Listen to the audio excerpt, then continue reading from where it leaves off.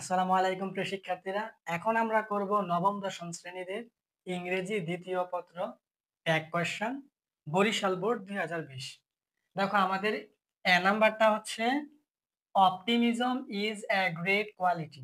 এখন আমরা জানি ট্যাগ কোয়েশ্চেনের মধ্যে কি আমাদের প্রথম একটা অংশ দেওয়া থাকে আর পরের অংশটা আমাদের পূরণ করতে হয়। এখন যদি আমরা নাম্বারটা পূরণ করি দেখো কি হবে। অপটিমিজম মানে কি আশাবাদী, ইজ মানে কি হয়, এ মানে একটি, গ্রেট মানে মহৎ বা মহান, আর কোয়ালিটি মানে কি গুণ। তাহলে optimism is a great quality মানে আশাবাদী হয় একটা মহৎ গুণ। এখন আশাবাদী কি, যেমন আমাদের জীবনে আমাদের সবার জীবনে কিন্তু বিভিন্ন ধরনের আশা থাকে। আর আমাদের প্রত্যেকেরই উচিত জীবনে বেঁচে থাকতে গেলে বিভিন্ন আশা রাখা এবং ওই আশাগুলো পূরণ করার লক্ষ্য নিয়ে কাজ করা। যে জীবনে আশা নেই ওই জীবনের কোনো মূল্য নেই। আমাদের সবার উচিত জীবনে আশা রেখে ওই আশাগুলো পূরণ করার লক্ষ্যে কাজ করা। তাহলে ওইটার ইংরেজি শব্দ হচ্ছে অপটিমিজম। তাহলে অপটিমিজম মানে আশাবাদী ইজ এ গ্রেট কোয়ালিটি। তাহলে আশাবাদী হয় একটা মহৎ গুণ। তাহলে আমরা জানি আমাদের কোয়েশন করার ক্ষেত্রে প্রথমত অক্সিলারি ভার্ব লিখতে হয়। এই যে অক্সিলারি ভার্ব আমাদের ইজ আছে, আমরা ইজটা সরাসরি লিখে দিই ইজ। তারপরে হচ্ছে আমাদের এই জায়গায় আমি প্রথম বলি প্রথমত অক্সিলারি ভার্ব লিখতে হয়। তারপরে আমাদের যদি এটা যে অংশটা দেওয়া আছে এটা যদি আমাদের অ্যাফার্মেটিভ সেন্টেন্স মানে হাবোধক বাক্য হয় তাহলে এই জায়গায় নট আসবে, বুঝছো। আর যদি এই বাক্যটা যেটা দেওয়া থাকবে এটা যদি নেগেটিভ বা না বোধক হয় তাইলে কিন্তু নট আসবে না। এখন আমাদের এই জায়গায় দেখো এই জায়গায় কিন্তু আশাবাদী হয় একটা মহৎ গুণ, এটা কিন্তু একটা অ্যাফার্মেটিভ বা হাবোধক বাক্য। তাহলে অ্যাফার্মেটিভ বা হাবোধক হলে আমরা জানি নট আসে। এখন আমাদের নটটা লিখতে হবে এইভাবে এন্ড তারপর উপরে একটা কমা দিয়ে টি দিতে হবে। এখন তোমরা কিন্তু এটা এইভাবে লিখতে পারবে না, ইজ তারপরে স্পেস মানে ফাঁকা দিয়ে নট। এইভাবে লিখলে কিন্তু ভুল হবে। দেখো ইজ নট এভাবে লিখলে কিন্তু ভুল হবে। কিভাবে লিখতে হবে দেখো, প্রথমত ইজ লিখতে হবে, তারপরে আর তোমার যে নটটা লিখবে এই নটটা কিন্তু স্পেস মানে এই অক্সিলারি ভার্ব থেকে ফাঁকা করে লিখতে পারবে না। লিখতে হবে কি একসাথে। এটা হচ্ছে একটা কথা। আরেকটা কথা হচ্ছে কি তুমি নটটা কিন্তু পূর্ণরূপ লিখতে পারবে না, লিখতে হবে সংক্ষিপ্ত রূপ। আর সংক্ষিপ্ত রূপটা কি, তুমি এন লিখে উপরে একটা কমা দিয়ে টি দিবা, এটা হচ্ছে সংক্ষিপ্ত রূপ, ঠিক আছে। তাহলে এটা হবে ইজ নটটাকে এইভাবে লিখতে হবে, অক্সিলারি ভার্বের সাথে নটটা একসাথে লিখতে হবে আর নটের সংক্ষিপ্ত রূপটা লিখতে হবে। তাহলে এটা হচ্ছে ইজ নট বা ইজেন্ট। তারপরে একদম সর্বশেষ আমাদের করতে হয় কি, এই যে যে সাবজেক্টটা থাকে ওই সাবজেক্টের প্রোনাউন রূপটা লিখতে হয়। এখন আমাদের অপটিমিজম মানে হচ্ছে আশাবাদী, এটা হচ্ছে কি একটা বস্তুবাচক একটা শব্দ। তাহলে এইটার প্রোনাউন রূপ হবে কি ইট। কি হবে, ইট। তাহলে এটা উত্তর হচ্ছে কি ইজেন্ট ইট বা ইজ নট ইট। আমরা এটাকে ইজেন্টই বলি, ইজ নট বা ইজেন্ট, ইজেন্ট ইট। আশা করি এটা বুঝছো। পরে বি নাম্বার দেখো, এভরিবডি মানে প্রত্যেকে বা সবাই, বিলিভস মানে কি বিশ্বাস করে, দিস মানে এই, ট্রুথ মানে কি সত্য। তাহলে এভরিবডি বিলিভস দিস ট্রুথ, প্রত্যেকেই বা সবাই বিশ্বাস করে এই সত্যটাকে, সবাই তো বিশ্বাস করে। তাহলে এখন আমাদের কি প্রথমত কি করতে হবে, একটা অক্সিলারি ভার্ব আনতে হবে, তারপর সেন্টেন্সটা হ্যাঁ বোধক বা অ্যাফার্মেটিভ হলে নট আসবে, আর না বোধক বা নেগেটিভ হলে নট আসবে না। আর তারপরে শেষে কি করতে হবে, সাবজেক্টের প্রোনাউন ফর্ম লিখতে হবে। এখন এখন দেখো, এখন কিন্তু এই জায়গায় আমাদের কোনো অক্সিলারি ভার্ব দেওয়া নেই। এখন যদি সেন্টেন্সের মধ্যে অক্সিলারি ভার্ব দেওয়া না থাকে তাহলে আমাদের বসে ডু অথবা ডাজ অথবা ডিড, এই তিনটা থেকে যে কোনো একটা। এখন যদি আমাদের এই জায়গায় সেন্টেন্সটা পাস্ট টেন্সে থাকে তাহলে সরাসরি ডিড বসে, কি বসে ডিড। আর যদি এই সেন্টেন্সটা প্রেজেন্ট টেন্সে দেওয়া থাকে তাহলে বসে ডাজ অথবা ডু। এখন আমাদের তো আগে বুঝতে হবে এটা প্রেজেন্ট টেন্স না পাস্ট টেন্স। তাহলে প্রেজেন্ট টেন্স না পাস্ট টেন্স এটা বুঝতে হলে আমাদের দেখতে হবে মেইন ভার্ব। এই মেইন ভার্বটা কিসে দেওয়া আছে, এটা কি প্রেজেন্ট ফর্মে আছে, মানে প্রেজেন্ট ফর্ম মানে কি ভার্ব ওয়ানে আছে নাকি পাস্ট ফর্ম মানে ভার্ব টু এ আছে। তাহলে এটা কিন্তু বিলিভস, এটা কিন্তু আমাদের ভার্ব ওয়ানে আছে মানে বিশ্বাস করা। আর এটার ভার্ব টু হচ্ছে আমাদের বিলিভ। দেখো B E L I E V E D, যদি আমাদের শেষে ই এর সাথে যদি ডি হইতো বিলিভড, এ বিলিভড এটা হচ্ছে আমাদের কি ভার্ব টু। এ বিলিভড মানে কি, এ বিলিভস মানে বিশ্বাস করা, আর এ বিলিভড মানে হচ্ছে বিশ্বাস করেছিল, ঠিক আছে। তাহলে এটা হচ্ছে ভার্ব ওয়ান আর এটা হচ্ছে ভার্ব টু। তাহলে আমাদের কিন্তু এই জায়গায় বিলিভড এটা দেওয়া নাই, আমাদের দেওয়া আছে কি বিলিভস। তাহলে এটা কি ভার্ব ওয়ান মানে প্রেজেন্ট ফর্মে আছে। তাহলে প্রেজেন্ট ফর্মে থাকলে কি করতে হবে আমাদের, এই জায়গায় ডাজ অথবা ডু বসাতে হবে। এখন কখন ডাজ কখন ডু, যদি ভার্বের সাথে এস অথবা ইএস থাকে তাহলে ডাজ বসে, আর এস বা ইএস না থাকলে ডু বসে, ঠিক আছে। এটা হচ্ছে আমাদের নিয়ম। এখন দেখো এখন কিন্তু ভার্বের সাথে এস বা ইএস, যেমন বিলিভ এটা হচ্ছে মেইন ভার্ব, সাথে কিন্তু এস যুক্ত আছে। তাহলে এস বাই এস থাকলে ডাজ বসে, কিন্তু এই জায়গায় ডাজ বসবে না, এই জায়গায় ডু বসবে। কেন ডু বসবে এটা আমি একটু পরে বলতেছি। দেখো এই জায়গায় ডু বসবে। আমরা জানি যে এই জায়গায় ভার্বের সাথে এস বাই এস থাকলে ডাজ বসে, কিন্তু এই জায়গায় ডাজ বসবে না, এই জায়গায় ডু বসবে। কেন এটা একটু পরে বুঝবা। তাহলে প্রথমত অক্সিলারি ভার্ব বসালাম, তারপরে কি করতে হবে আমাদের, যদি সেন্টেন্সটা অ্যাফার্মেটিভ বা হাবুদক হয় তাহলে নট আসবে। তাহলে এটা কি এভরিবডি বিলিভস দিস ট্রুথ, প্রত্যেকেই বা সবাই এই সত্যকে বিশ্বাস করে, এটা কিন্তু একটা অ্যাফার্মেটিভ বা হাবুদক বাক্য, তাহলে এটা কিন্তু নট আসবে। এই যে নট, ঠিক আছে নট। তারপরে কি এভরিবডি, আমাদের কি করতে হবে, এই যে সাবজেক্ট আছে এই সাবজেক্টের প্রোনাউন রূপ লিখতে হবে এই জায়গায় শেষে। তাহলে আমাদের এভরিবডি, এনিবডি, এভরিওয়ান, তারপরে কি নোবডি, এগুলার প্রোনাউন রূপ এক কোশ্চেনে কি লেখা হয়, দে লেখা হয়। কি লেখা হয়, দে, এই দে লিখবা। এখন আমি বলি এই জায়গায় কেন ডাজ হয় নাই, কেন ডাজ হয় নাই, কারণ এই দে, দে অর্থ তারা, এটা কিন্তু প্লুরাল, এটা কিন্তু আমাদের সাবজেক্ট। এখন ভার্বের সাথে এস বাই এস থাকলে ডাজ বসে, এটা যেমন একটা নিয়ম। এটা হচ্ছে বড় নিয়ম হচ্ছে, যদি সাবজেক্ট প্লুরাল হয় তাহলে ভার্বও প্লুরাল হয়, যদি সাবজেক্ট সিঙ্গুলার হয় তাহলে ভার্বও সিঙ্গুলার হয়। অর্থাৎ সাবজেক্টকে ফলো করে ভার্বে, সাবজেক্ট যেই ফর্মে থাকে ভার্বও ওই ফর্মেই হয়, বুঝছো।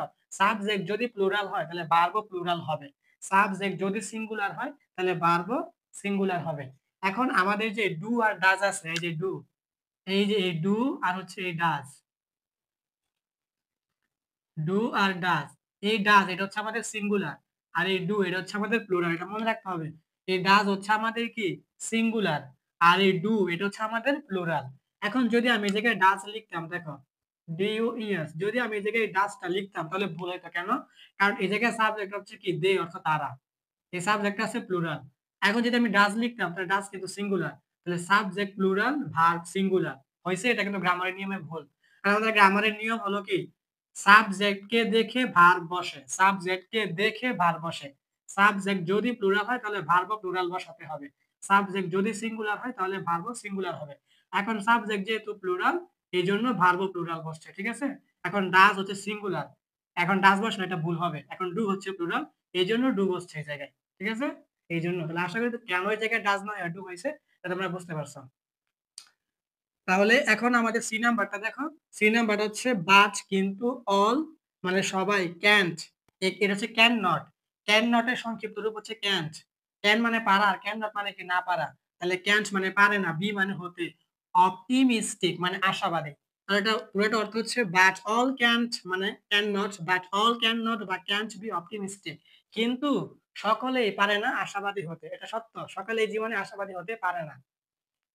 যদি সকলে এই জীবনে আশাবাদী হতে পারতো তাহলে কারো জীবনে হয়তো হতাশা শব্দটা থাকতো না। তাহলে এটাই, তাহলে এই জায়গায় আমাদের অক্সিলারি ভার্ব আছে ক্যান, এই ক্যানটা এই জায়গায় সরাসরি আসবে। এখন আমাদের দেখতে হবে কি এইটা কি হাবোধক বাক্য না নাবোধক বাক্য। এখন দেখো এই জায়গায় কিন্তু আমাদের ক্যান মানে পারা, আর ক্যান নট, এই যে নট আছে, এই নট মানে কিন্তু আমাদের নাবোধক বুঝছি, বা আমরা অর্থ পড়লে বুঝতে পারি যে but all can not be optimistic, কিন্তু সকলেই পারে না আশাবাদী হতে, সকলেই পারে না, এই যে নাবোধক আছে। তাহলে আমরা জানি বাক্যটা যদি নাবোধক হয় তাহলে আমাদের নট আসে না, তাহলে এই জায়গায় নট আসবে না। তারপরে কি আমাদের সাবজেক্ট, এই সাবজেক্টটা হচ্ছে অল মানে সবাই, তাহলে সবাই এটা কি প্লুরাল, তাহলে কি হবে দে, এটা হবে দে, এটা উত্তর হচ্ছে ক্যান দে। তারপরে ডি নাম্বার হচ্ছে নাম মানে কেউ না, বাট কিন্তু, দা অপটিমিস্ট মানে আশাবাদীরা, আর মানে হয় অ্যাকসেপ্টেড মানে গ্রহণযোগ্য, বাই অল মানে সবার দ্বারা। এখন এই জায়গায় দেখো অপটিমিস্ট এটা কিন্তু আশাবাদীরা। এখন যেমন ধরো তোমার বুঝতে হবে এটা কি সিঙ্গুলার না প্লুরাল, যেমন পেন, পেন মানে কলম, আবার তুমি যদি পেনের সাথে এস দাও তাহলে পেনস মানে কলমগুলো। আবার হচ্ছে বয় মানে বালক, আবার যদি এস লাগাও তাহলে বয়েস মানে বালকগুলো। আবার গার্ল মানে কি বালিকা, যদি গার্লের সাথে তুমি এস যোগ করো গার্লস মানে বালিকা গুলো। অর্থাৎ নাউনের সাথে যদি এস যোগ করা হয় এটা সিঙ্গুলার থেকে কি প্লুরাল হয়ে যায়। যেমন এই জায়গায় যদি এসটা না থাকতো তাহলে কি হইতো, এটা এটা সিঙ্গুলার হতো, অপটিমিস্ট মানে আশাবাদী, আর এই এসটা থাকার কারণে হচ্ছে অপটিমিস্ট মানে আশাবাদীরা, এটা কিন্তু প্লুরাল। এখন আমাদের এই জায়গায় দেখতে হবে কি অক্সিলারি ভার্ব, অক্সিলারি ভার্ব কিন্তু আমাদের আর আছে, তাহলে আরটা এই জায়গায় সরাসরি লিখে দাও। তারপরে এখন আমাদের বুঝতে হবে এই জায়গায় কি নট আসবে নাকি আসবে না। আমরা জানি যদি সেন্টেন্সটা আবোধক হয় তাহলে নট আসে, আর নাবোধক হলে নট আসে না। এখন দেখো প্রথমে আছে নান মানে কেউ না, এই যে কেউ না, এটা কিন্তু এটা দিয়ে বোঝা গেছে এটা নাবোধক বাক্য, তাহলে নাবোধক বাক্য হলে কি আমাদের নট আসে না, এখানে নট আসবে না। এখন আমাদের সাবজেক্ট কি, দ্য অপটিমিস্ট মানে আশাবাদীরা, এই সাবজেক্ট হচ্ছে এটা অপটিমিস্ট, মানে আশাবাদীরা, তাহলে আশাবাদীরা এটা কিন্তু আশাবাদী যারা সবাইকে বুঝাইছে, এটাকে প্লুরাল, এটা কি হবে? দে হবে। এই জায়গায় কিন্তু অনেকে ভুল করে, তারা বুঝে না যে অপটিমিস্ট এটা একটা বস্তুবাচক নাম, আশাবাদী, তারা কি ইট বসাবে না দে বসাবে। ওই তোমার বুঝতে হবে পেন পেন্স মানে কলম কলমগুলো, বয়েস বয় যে বালক বালকগুলো, গার্ল গার্লস, বালিকা বালিকাগুলো, অর্থাৎ নাউনের সাথে অ্যাস যোগ হলে এটা প্লুরাল হয়ে যায়। অ্যাস যদি না থাকতো তাহলে অপটিমিস্ট মানে আশাবাদী, এটা হয়তো আমাদের এই জায়গায় ইট তাহলে, কিন্তু এই জায়গায় যেহেতু অ্যাস মানে এটা হচ্ছে আশাবাদীরা, ঠিক আছে? তাহলে এটা নান বাট অপটিমিস্ট আর অ্যাকসেপ্টেড বাই অল, কেউ না কিন্তু আশাবাদীরা সবার কাছে গ্রহণযোগ্য হয়, ঠিক আছে? তাহলে এটা হচ্ছে প্লুরাল। এই জন্য আমাদের প্রথমত অক্সিলারি ভার্ব হচ্ছে আর, এই জায়গায় যেহেতু বাক্যটা না বোধক ছিল এই জন্য নট আর বসে নাই। তারপরে হচ্ছে আমাদের সাবজেক্টের প্রোনাউন গ্রুপ হচ্ছে দে, শেষ। দুই নাম্বার হচ্ছে সো মানে তাই বা সুতরাং, উই আমরা, অল মানে সবাই, উই অল মানে আমরা সবাই, শুড মানে উচিত, বি মানে হওয়া, অপটিমিস্টিক মানে আশাবাদী, অ্যাবাউট মানে সম্পর্কে, আর লাইফ মানে কি জীবন। তাহলে সো তাই বা সুতরাং we all should be optimistic about life, তাই বা সুতরাং আমাদের সবার উচিত জীবনে আশাবাদী হওয়া, এটা হচ্ছে অর্থ। এখন আমাদের অক্সিলারি ভার্ব এই জায়গায় দেওয়া আছে শুড, এই জায়গায় সরাসরি শুড লেখা, শুড লেখার পর এখন আমাদের দেখতে হবে এই জায়গায় আমরা কি নট লিখবো নাকি নট লিখবো না। এখন আমরা দেখতেছি এটা কিন্তু আমাদের কি so we all should be optimistic about life, এই জায়গায় কিন্তু আমাদের নো নট নেভার বা নান কোনো নাবোধক শব্দ নেই, এর মানে এটা কি হাবোধক, বা আমরা অর্থ পড়লেও বুঝতে পারি এটা কি হাবোধক নাকি নাবোধক। যেমন সুতরাং বা তাই আমাদের সবার উচিত জীবনে আশাবাদী হওয়া, এটা কিন্তু একটা হাবোধক বা অ্যাফার্মেটিভ সেন্টেন্স, তো এই জায়গায় নট আসবে, তাই নট লিখে দাও, নট। তারপরে আমাদের সাবজেক্ট হচ্ছে এই যে উই, এই উইটা লিখে দাও, এটা হচ্ছে শুড নট উই বা শুডেন্ট উই। এখন আমরা করব যশোর বোর্ড 2020। দেখো আমাদের ট্যাগ কোয়েশ্চেন এ নাম্বারটা কি আছে, এটা হচ্ছে আমাদের যশোর বোর্ড 2020। এখন এক নাম্বারটা আছে কি, এ নাম্বারটা আছে এভরিবডি রেসপেক্টস ফ্রিডম ফাইটার্স, মানে এভরিবডি মানে প্রত্যেকে, রেসপেক্টস মানে সম্মান করে বা শ্রদ্ধা করে, ফ্রিডম মানে কি ফ্রিডম ফাইটার্স মানে কি স্বাধীনতা যোদ্ধাদেরকে, মানে যারা স্বাধীন করছে দেশকে, যোদ্ধাদেরকে। তাহলে আমরা জানি আমাদের ট্যাগ কোয়েশ্চেনের মধ্যে প্রথম অংশ দেওয়া থাকে আর পরের অংশটা পূরণ করতে হয়। তাহলে এ নাম্বারটা হচ্ছে এভরিবডি রেসপেক্টস ফ্রিডম ফাইটার্স, প্রত্যেকেই শ্রদ্ধা বা সম্মান করে স্বাধীনতা যোদ্ধাদেরকে, মানে যারা দেশ স্বাধীন করেছে তাদেরকে। এখন আমাদের ট্যাগ কোয়েশ্চেন পূরণ করার ক্ষেত্রে প্রথমত একটা অক্সিলারি ভার্ব বসাতে হয়। এখন এই জায়গায় যদি আমাদের অক্সিলারি ভার্ব দেওয়া থাকে তাহলে ওই অক্সিলারি ভার্বটা বসে, আর এ নাম্বারে দেখো কোনো অক্সিলারি ভার্ব কিন্তু দেওয়া নেই। যদি সেন্টেন্সের মধ্যে অক্সিলারি ভার্ব দেওয়া না থাকে তাহলে আমাদের তিনটা জিনিস বসতে পারে, হয় ডু, নয়তো ডাজ, নয়তো ডিড, এই তিনটা থেকে যে কোনো একটা বসবে। এখন কখন কোনটা বসবে, যদি সেন্টেন্সটা পাস্ট টেন্স হয় তাহলে ডিড বসবে, ডাইরেক্ট ডিড। আর যদি সেন্টেন্সটা প্রেজেন্ট টেন্স হয় তাহলে ডাজ অথবা ডু বসবে। এখন আমরা কিভাবে বুঝবো এটা কি আমাদের প্রেজেন্ট টেন্স না পাস্ট টেন্স, তাহলে আমরা ভার্ব দেখে বুঝবো যে ভার্ব রেসপেক্টস মানে সম্মান করা বা শ্রদ্ধা করা। এখন আমাদের এটা কিন্তু প্রেজেন্ট টেন্স, এটা কিন্তু ভার্ব ওয়ান। দেখো আমাদের ভার্ব হচ্ছে এটা আর E S P E C T E D, respected, এই যে রেসপেক্টেড, রেসপেক্ট সাথে ইডি আছে, যদি রেসপেক্টেড মানে ইডি থাকে তাহলে আমরা বুঝি এটা হচ্ছে ভার্ব টু মানে পাস্ট টেন্স।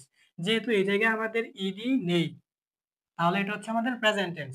এখন প্রেজেন্ট টেন্স হলে আমাদের কি হবে, এই জায়গায় ডাস অথবা ডু হবে। এখন আমরা জানি প্রেজেন্ট টেন্স হলে ডাস অথবা ডু, এখন কখন ডু কখন ডাস, যদি মেইন ভার্বের সাথে এস বা ইএস থাকে তাহলে ডাস বসবে, আর যদি এস বা ইএস না থাকে তাহলে কি ডু বসবে। এখন দেখো এটা হচ্ছে মেইন ভার্ব হচ্ছে রেসপেক্ট, এখন সাথে কিন্তু এস আছে, তাহলে আমরা জানি মেইন ভার্বের সাথে যদি এস থাকে তাহলে কি ডাস বসে, কিন্তু এখন এই জায়গায় ডাস হবে না, এখন এই জায়গায় ডু হবে। কেন হবে একটু একটু পরে তোমরা বুঝবে, এটা দেখো ডু। এখন আমরা জানি যদি মেইন ভার্বের সাথে এস বা ইএস থাকে তাহলে কি হয় ডাস বসে, আর এস বাই এস না থাকলে ডু বসে, কিন্তু এই জায়গায় এস বাই এস আছে, এর মানে জায়গায় ডাজ হওয়ার কথা ছিল, তারপরে ডু হবে। কেন ডু হবে এটা একটু পরে বুঝবা। তো যাই হোক প্রথমত অক্সিলারি ভার্ব বসাতে বসালাম, তারপরে আমাদের এই সেন্টেন্সটা যদি হাবোধক হয় তাহলে এই জায়গায় নট আসবে, আর যদি নাবোধক হয় তাহলে নট আসবে না। হাবোধক হলে নট আসবে আর নাবোধক হলে নট আসবে না। এখন আমরা দেখি এভরিবডি রেসপেক্টস ফ্রিডম ফাইটার্স, প্রত্যেকেই বা সবাই সম্মান বা শ্রদ্ধা করে স্বাধীনতার যোদ্ধাদেরকে। তাহলে এই জায়গায় কিন্তু এটা কিন্তু হাবোধক সেন্টেন্স আমরা পড়েই বুঝছি যে কিন্তু নো বা নট বা নেভার কিছুই কিন্তু নেই। এর মানে এটা কি হাবোধক সেন্টেন্স। তাহলে হাবোধক সেন্টেন্স থাকলে আমাদেরকে নট অবশ্যই আসবে। এখন নটটা লিখি। এই যে নটটা এইভাবে লিখতে হবে। এন্ড তারপর উপরে কমা একটা টি। এখন তোমরা কিন্তু এটা এইভাবে লিখতে পারবা না চাইলে হয় যে ধরো ডু লিখছো পরে নট। এইভাবে লিখলে কিন্তু হবে না। তোমরা কিন্তু অনেকে বলতে পারো যে ডু নট এভাবে কেন লিখিনি? এখন ট্যাগ কোয়েশ্চন করার ক্ষেত্রে মনে রাখতে হবে এই ডু এর সাথে নটটা একসাথে লিখতে হবে। তারপরে আরেকটা কথা হচ্ছে কি তুমি এই নট পূর্ণরূপ লিখতে পারবা না। নট লিখতে হবে সংক্ষিপ্ত রূপে। সংক্ষিপ্ত রূপটা কি? এন লিখবা পরে উপরে একটা কমা দিয়ে পরে টি দিবা। এটা হচ্ছে কি সংক্ষিপ্ত রূপ। তাহলে আমরা বুঝলাম অক্সিলারি ভার্বের সাথে নটটা মানে স্পেস মানে ফাঁকা করে লেখা যায় না। একসাথে লিখতে হয়। তারপরে নটের পূর্ণরূপ লেখা যায় না। লিখতে হয় কি সংক্ষিপ্ত রূপ। এটা হচ্ছে ডু নট বা ডোন্ট। তাহলে প্রথমত অক্সিলারি ভার্বের সাথে বসালাম। তারপরে সেন্টেন্সটা হাবুদক করে নট আনতে হয়, নটও আনলাম। তারপরে সর্বশেষ কাজ হচ্ছে আমাদের যে সাবজেক্ট থাকবে ওই সাবজেক্টের প্রোনাউন ফর্ম লিখতে হবে। তাহলে এভরিবডি এখন ট্যাগ কোয়েশ্চেনের ক্ষেত্রে হচ্ছে আমাদের everybody, nobody, anybody, everyone, no one এগুলার সাবজেক্টের প্রোনাউন ফর্ম হচ্ছে কি দে। বুঝছো? তো এটা হবে দে। এখন তাহলে এটা হচ্ছে ডোন্ট দে। এখন আমি তোমাদেরকে বলি যে কেন এই জায়গায় ডাজ হয় নাই।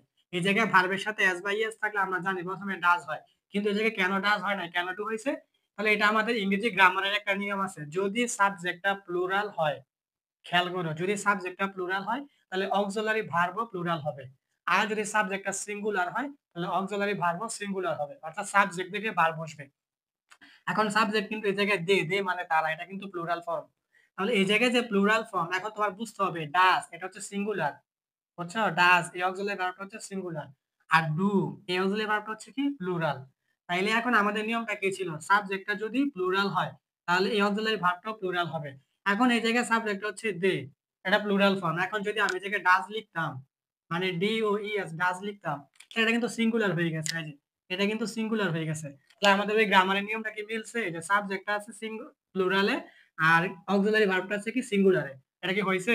আমাদের নিয়ম কি, যদি সাবজেক্ট প্লুরাল হয় তাহলে এই ভার্বও প্লুরাল হবে, আর এই সাবজেক্ট যদি সিঙ্গুলার হয় তাহলে এই ভার্বও সিঙ্গুলার হবে। ঠিক আছে? যেহেতু আমাদের এই জায়গায় সাবজেক্টটা প্লুরাল ছিল এই যে এই জন্য এই জায়গায় ডাজ না হইয়া ডু হয়েছে, কারণ ডাজ হচ্ছে সিঙ্গুলার আর ডু হচ্ছে প্লুরাল। আমরা ভার্বের সাথে সাবজেক্টকে মিল করবো এই জন্য আমরা এই জায়গায় প্লুরাল লিখছি ডু। আশা করি বুঝতে পারছো। কিন্তু যদি সাবজেক্টটা সিঙ্গুলার হতো তাহলে যে অবশ্যই ডাজ হইতো। তো আশা করি এটা বুঝছো। হবে ডোন্ট দে। তারপরে বি নাম্বারটা দেখো, দে মানে তারা, ফোর্ট মানে যুদ্ধ করেছিল, ফর দা ইন্ডিপেন্ডেন্স মানে স্বাধীনতার জন্য, অফ আওয়ার কান্ট্রি মানে আমাদের দেশে। তাহলে they fought for the independence of our country মানে তারা স্বাধীনতা, তারা যুদ্ধ করেছিল আমাদের স্বাধীনতার জন্য। এখন দেখো এই জায়গায় কিন্তু অক্সিলারি ভার্ব নেই। তাহলে অক্সিলারি ভার্ব না থাকলে আমরা কি জানি, ডু, ডাজ অথবা ডিড, এই তিনটা থেকে একটা বসবে। এখন আমরা কিভাবে বুঝি, আমরা এই যে মেইন ভার্বটা দেখি, মেইন ভার্বটা যদি পাস্ট টেন্সে থাকে তাহলে ডাইরেক্ট ডিড হবে আমরা জানি। এখন দেখো এটা কিন্তু ফোর্থ, এটা কিন্তু আমাদের ভার্ব বানাবে fight, F I G S T fight. এই ফাইট মানে কি যুদ্ধ করা, এই ফাইট হচ্ছে ভার্ব ওয়ান মানে প্রেজেন্ট টেন্স। আর এই ভার্ব ওয়ান থেকে হচ্ছে ফোর্থ মানে ভার্ব টু যুদ্ধ করেছিল, এর মানে কি পাস্ট টেন্সে আছে। আর পাস্ট টেন্সে থাকলে আমরা সহজেই বুঝি যে ডাইরেক্ট ডিড হবে। কি হবে? D, D I D D. অনেক সহজ না এগুলা? অনেক সহজ। তাহলে আমরা যেহেতু এই জায়গায় ভার্বটা যুদ্ধ করেছিল, ফোর্থ মানে যুদ্ধ করেছিল মানে এটা পাস্ট টেন্সে আছে, এই জন্য এটা ডাইরেক্ট ডিড হবে। তারপরে আমাদের কি হবে, এখন আমাদের দেখতে হবে এটা কি হাবোধক না নাবোধক। এখন এই জায়গায় দেখো they fought for the independence of our country, এই জায়গায় কিন্তু নাবোধক কোনো শব্দ নেই, যেমন নো, নট, নেভার কোনো কিছু নেই, মানে এটা হাবোধক। আর যদি হাবোধক হয় তাহলে আমরা একটা নট আনতে হবে। আর নটটা কিভাবে লিখতে হবে, ওই অক্সিলারি ভার্বের সাথে একসাথে লিখতে হবে আর সংক্ষিপ্ত রূপ লিখতে হবে। এটা লিখতে হবে এইভাবে এন, তার উপরে একটা কমা তারপরে টি। ঠিক আছে? এটা হবে ডিড নট বা ডিডন্ট। তারপরে হচ্ছে কি একদম শেষ হবে আমাদের সাবজেক্টের কি প্রোনাউন ফর্ম। তাহলে সাবজেক্ট হচ্ছে আমাদের কি দে, দে মানে তারা, তাই এটার প্রোনাউন ফর্ম হবে দেই হবে। দেখছো কত সহজ। যেহেতু এটা আমাদের পাস্ট টেন্সে ছিল এই জন্য ডিড হয়েছে, আর যেহেতু এই জায়গায় এটা হাবোধক বাক্য মানে অ্যাফার্মেটিভ সেন্টেন্স এই জন্য নট আসছে। আর সাবজেক্টের pronoun form they, pronoun form হবে দেই। শেষ। অনেক সহজ। তারপর সি নাম্বারটা দেখো, দে আর মানে তাদের, স্যাক্রিফাইস মানে আত্মত্যাগ, হ্যাজ গিভেন মানে দিয়েছে, আস মানে আমাদেরকে, ফ্রিডম মানে কি স্বাধীনতা, in every sphere of life মানে আমাদের জীবনের প্রত্যেকটা ক্ষেত্রে, তাহলে their sacrifice has given us freedom in every sphere of life, মানে তাদের আত্মত্যাগটা আমাদেরকে দিয়েছে আমাদের জীবনের প্রত্যেকটা ক্ষেত্রে স্বাধীনতা। তাহলে এই ক্ষেত্রে দেখো আমাদের কিন্তু অক্সিলারি ভার্ব আছে হ্যাজ, হ্যাজ কিন্তু আমাদের অক্সিলারি ভার্ব আছে। তাহলে আমরা হ্যাজটা এই জায়গায় লিখে দিলাম হ্যাজ, বুঝছো কিন্তু হ্যাজ। তারপরে এখন আমাদের কি এই জায়গায় কিন্তু their sacrifice has given us freedom in every sphere of life, এইটাও কিন্তু একটা অ্যাফার্মেটিভ সেন্টেন্স মানে হাবোধক বাক্য। তাহলে এই জায়গায় আমাদের কি হাবোধক বাক্য হলে কি নট আসবে, এজন্য আমরা নটটা লিখে দেব। তাহলে এটা হচ্ছে কি হ্যাজ নট বা হ্যাজেন্ট। তারপরে কি হবে আমাদের সাবজেক্টের প্রোনাউন রূপটা বসবে। এখন এই জায়গায় তোমার বুঝতে হবে দেয়ার স্যাক্রিফাইস, এখন অনেকে বলবে এই জায়গায় দেয়ার সাবজেক্ট না, কিন্তু এই জায়গায় হচ্ছে দেয়ার স্যাক্রিফাইস মানে তাদের আত্মত্যাগ, তাদের আত্মত্যাগটা দিয়েছে স্বাধীনতা আমাদের জীবনের প্রত্যেকটা ক্ষেত্রে। তাহলে আমাদের জীবনের প্রত্যেকটা ক্ষেত্রে স্বাধীনতা কে দিছে? তাদের আত্মত্যাগ। তাহলে তাদের আত্মত্যাগ, এই আত্মত্যাগটা হচ্ছে এই জায়গায় সাবজেক্ট, বুঝা গেছে? তাহলে আত্মত্যাগ এটা হচ্ছে একটা বস্তুবাচক নাম, এজন্য এটা হবে ইট। এই আত্মত্যাগের প্রোনাউন ফর্ম কি হবে? ইট। বুঝা গেছে? এই জায়গায় কিন্তু দে আর সাবজেক্ট না, সাবজেক্ট হচ্ছে কি দে আর মানে তাদের স্যাক্রিফাইস মানে আত্মত্যাগ, এই স্যাক্রিফাইস হচ্ছে সাবজেক্ট। তো স্যাক্রিফাইস মানে আত্মত্যাগ, আর এই আত্মত্যাগ এটার প্রোনাউন ফর্ম হবে কি ইট। তাহলে হ্যাজ নট বা হ্যাজন্ট ইট, অনেক সহজ। পরে ডি নাম্বারটা দেখো দেয়ার মানে তাদের, নেমস মানে নামগুলো। খেয়াল করো এই যে কিন্তু নেম না, দেখো এস আছে নেমস। আমরা জানি পেন মানে কি কলম, আর পেন্স মানে কলম গুলো। তাইলে এই জায়গায় নেম মানে নাম আর নেমস মানে নামগুলো। আর রাইটেন মানে লেখা হয়, ইন গোল্ডেন মানে স্বর্ণের, লেটার্স মানে অক্ষরে। তাহলে their names are written in golden letters মানে তাদের নামগুলো লেখা হয় স্বর্ণের অক্ষর দিয়ে। যেহেতু তারা আমাদের দেশের জন্য জীবন দিয়েছে, তাদের জীবনকে আত্মত্যাগ করেছে, তাহলে অবশ্যই তাদের নামগুলো স্বর্ণের অক্ষরিত লেখা উচিত। তাহলে এই ক্ষেত্রে আমাদের কিন্তু অক্সিলারি ভার্ব দেওয়া আছে আর, সরাসরি আর এখানে বসবে আর। তারপরে এখন দেখতে হবে আমাদের এই যে কিন্তু their names are written in golden letters, এই জায়গায় কিন্তু এটা অ্যাফার্মেটিভ সেন্টেন্স মানে হাবুদক বাক্য। তাহলে এই জায়গায় কি হবে? নট আসবে। তাহলে এই নটটা এন উপরে কমা একটা টি, নট। তাহলে আর নট বা আরেন্ট। তারপর এখন এই জায়গায় কিন্তু their names are written in golden letters, তাদের নামগুলো লেখা হয় স্বর্ণের অক্ষর দিয়ে। এই জায়গায় সাবজেক্ট কোনটা? তাদের নামগুলো, তাদের নামগুলো স্বর্ণের অক্ষরে লেখা হয়। কি লেখা হয়? তাদের নামগুলো। তাহলে নামগুলো হয়েছে কি আমাদের সাবজেক্ট। তাহলে নাম এটা হচ্ছে সিঙ্গুলার, আর নামগুলো এটা হচ্ছে কি প্লুরাল। তাহলে প্লুরাল হলে কি হবে? দে হবে। এটা হচ্ছে দে। একটু খেয়াল করতে হবে, বুঝছো? খেয়াল করলে সহজ। যদি শুধু নেম হইতো নাম, তাহলে জায়গায় ইট হইতো, কিন্তু এই জায়গায় যেহেতু নেমস মানে নামগুলো মানে প্লুরাল, তাহলে প্লুরাল হলে কি দে। তাহলে আরএন্ট বা আর নট দে, শেষ। তারপরটা দেখো উই মানে আমরা, শুড মানে উচিত, উই শুড মানে আমাদের উচিত, নেভার মানে কখনোই না, ফরগেট মানে ভুলে যাওয়া, দেম মানে তাদেরকে। তাইলে we should never forget them, আমাদের উচিত কখনোই তাদেরকে ভুলে না যাওয়া। তো যেহেতু তারা আমাদের দেশের জন্য জীবন দিয়েছেন, তাহলে অবশ্যই তাদেরকে আমাদেরকে স্মরণ রাখতে হবে। তাহলে এটাই বলছে যে we should never forget them, আমাদের উচিত কখনোই যেন তাদেরকে ভুলে না যাওয়া। তাহলে এই জায়গায় দেখো আমাদের অক্সিলারি ভার্ব কিন্তু শুড আছে। তাহলে এই যে শুড সরাসরি লিখো এই জায়গায় শুড। শুড লিখার পরে এখন আমরা কি জানি, এই যে বাকি এই জায়গায় যে আমরা B number, C number, D number এগুলো যে আমরা করেছি, এ নাম্বার যে আমরা করেছি, প্রত্যেকটা ক্ষেত্রে কিন্তু আমাদের সেন্টেন্সটা কি ছিল? অ্যাফার্মেটিভ মানে হাবুদক। এই জন্য আমাদের এই জায়গায় নট আসছিল। আর আমরা জানি যদি নাবুদক থাকে তাহলে কিন্তু নট আসে না। সেন্টেন্সটা যদি হাবুদক থাকে তাইলে নট আসে, আর যদি নাবুদক থাকে তাহলে কিন্তু নট আসে না। এখন দেখো এই জায়গায় কিন্তু নেভার মানে কখনোই না, এটা দেখে আমরা বুঝছি এটা নাবুদক, এর মানে জায়গায় নট আসবে না। আর এটা অর্থ তুমি বুঝবা যে we should never forget them, আমাদের উচিত না কখনোই তাদেরকে ভুলে না যাওয়া। তা আমাদের উচিত কখনোই তাদের ভুলে না যাওয়া, না যাওয়া, দেখো এটা না একটা শব্দ আছে, এর মানেটা কি? Negative sentence. তাহলে আমরা জানি অ্যাফার্মেটিভ সেন্টেন্স হলে নট আসে, আর নেগেটিভ সেন্টেন্স হলে নট আসে না। তো এই যেহেতু নেগেটিভ সেন্টেন্স, এর মানে এটা নট আসবে না, শেষ। তারপরে কি? তারপরে আমাদের হচ্ছে সাবজেক্টের প্রোনাউন ফর্ম। তো সাবজেক্ট হচ্ছে উই, আর উই এর প্রোনাউন ফর্ম হচ্ছে কি উই। তাহলে উই শুড,